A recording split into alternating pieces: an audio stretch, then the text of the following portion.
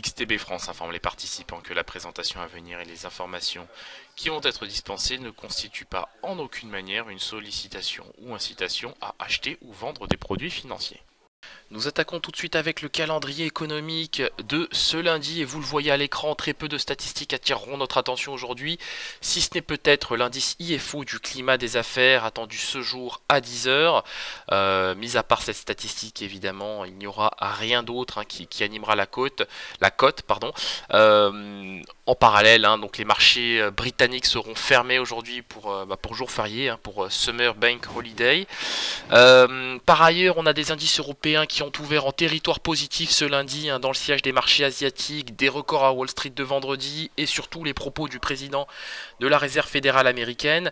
Donc on aura cette semaine la balance, donc demain surtout, la balance commerciale américaine du mois de juillet, l'indice de confiance du consommateur américain selon le Conference Board, mercredi salve de statistiques, jeudi salve de statistiques aussi, vendredi même son de cloche avec les PMI manufacturiers et des services du mois d'août en Chine.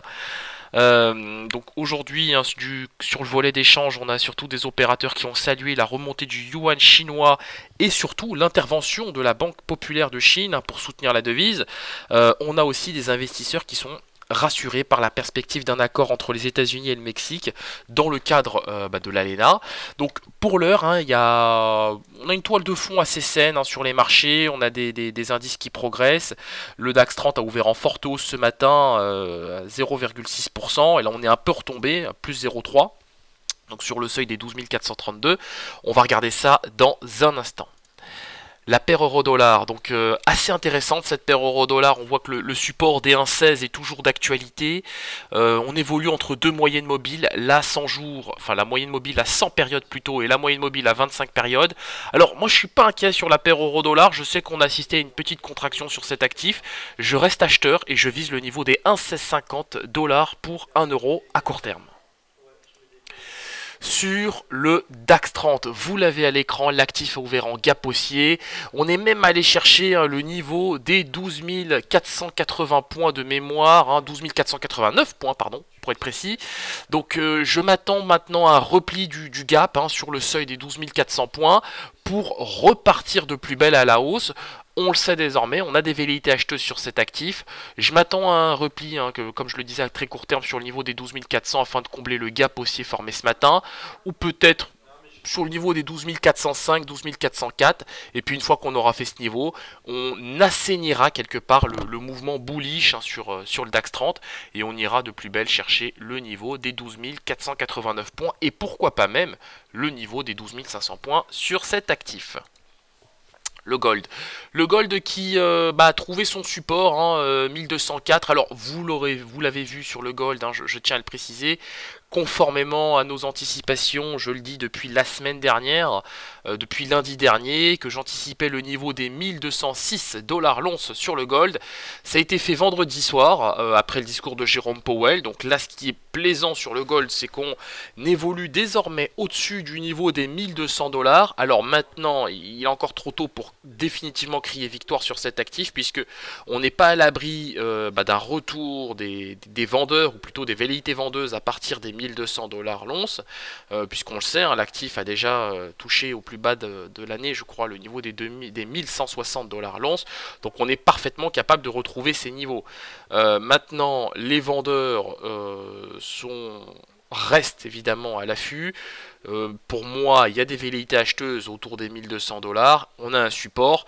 Maintenant, je reste quand même à l'écart de l'actif parce que j'ai besoin de l'analyser un peu plus en profondeur au travers du COT notamment.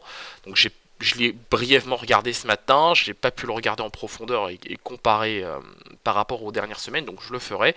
Et puis je vous présenterai les résultats du code ce jour, donc lundi 15h15, au travers de notre live trading. Et puis on travaillera probablement cet actif, mais on décèle déjà un support autour des 1200 $ l'once. Sur le WTI, donc là les choses sont nettement plus claires hein, sur cet actif. On a terminé la semaine dernière en nette hausse et ce après plusieurs semaines de baisse.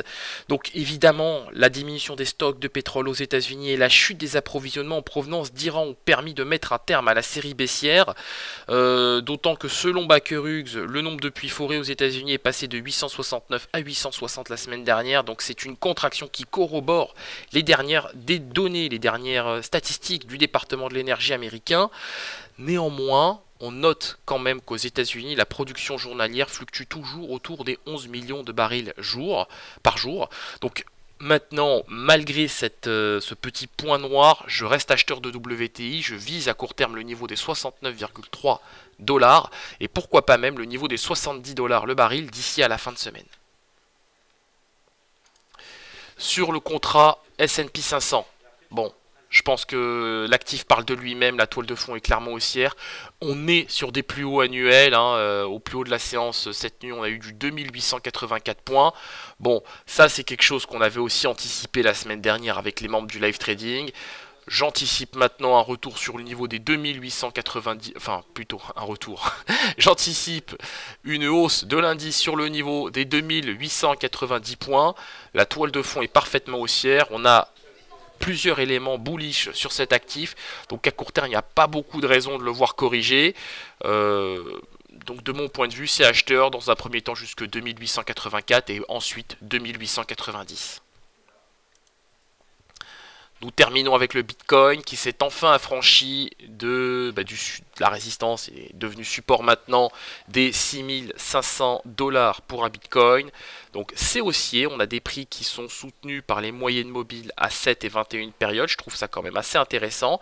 On a un RSI qui fluctue au-dessus de sa zone de neutralité, donc techniquement on devrait retrouver le niveau des 6700 $ pour un Bitcoin. On a aussi des acheteurs en parallèle qui se placent de plus en plus haut. Hein. Ici, on pourrait tracer une oblique haussière. Hop, que je vais faire tout de suite. Et regardez un petit peu. Donc ça, c'est plutôt pas mal. Et c'est quand même assez bon, un assez bon présage pour la suite. On remarque aussi en parallèle qu'on a des vendeurs qui sont short des mêmes niveaux de prix. Donc là, on a un canal ascendant. D'accord, donc on a une pression haussière qui augmente et des vendeurs toujours short des mêmes niveaux. Donc c'est pourquoi j'anticipe au bas mot le niveau des 6700 $ pour un Bitcoin à court terme. On se quitte sur cette note. On se retrouve aujourd'hui à 15h15 pour notre live trading. Donc nous reviendrons évidemment sur plusieurs éléments. On développera le gold. Voilà, j'aimerais qu'on en parle un peu plus en profondeur. Ce sera l'actif du jour. Je suis évidemment très satisfait de le voir évoluer au-dessus des 1200 $ désormais. Je pense que ça peut se poursuivre, mais je suis quand même assez préoccupé par les velléités vendeuses qu'on a autour des 1205-1204 $ l'once, qui pourraient clairement envoyer les cours sur le niveau des 1200 $. Et la question est de savoir si le support des 1200 $ est assez résilient, assez solide pour contenir les velléités vendeuses, puisque c'est quelque part un nouveau support, hein, un support très frais qui date de seulement vendredi. Donc il y a quand même pas mal d'énigmes et de points d'interrogation à ce niveau-là. Merci à vous et à tout à l'heure.